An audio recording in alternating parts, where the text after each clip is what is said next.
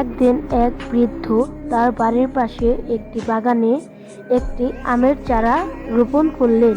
তা দেখে গ্রামবাসী হাসতে শুরু করলো। গ্রামবাসীরা বলতে লাগলো যে আপনার জীবনেরই তো সময় ফুরিয়ে আসছে, আর এই আম গাছে ফল ধরতে তো 3-4 বছর লেগে যাবে। আপনি কি তখন বেঁচে থাকবেন এই আম খাওয়ার জন্য?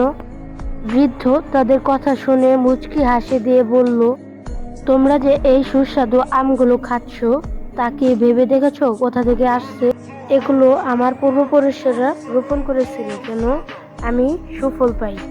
আর এখন আমি লাগাচ্ছি, কারণ আমার সন্তানেরা এবং আমার পরবর্তীতে যারা আসবে তাদের জন্য, তারা যেন এই সুস্বাদু উপভোগ করতে পারে।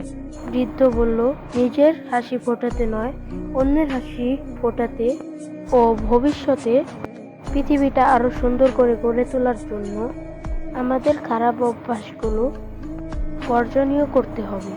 এই গল্পে আমরা শিখি যে পৃথিবীতে সুখ কেবল নিজের উপভোগ করার জন্য নয়, প্রজন্মের উপভোগ করার জন্য কিছু রেখে যাওয়া আমাদের কর্তব্য।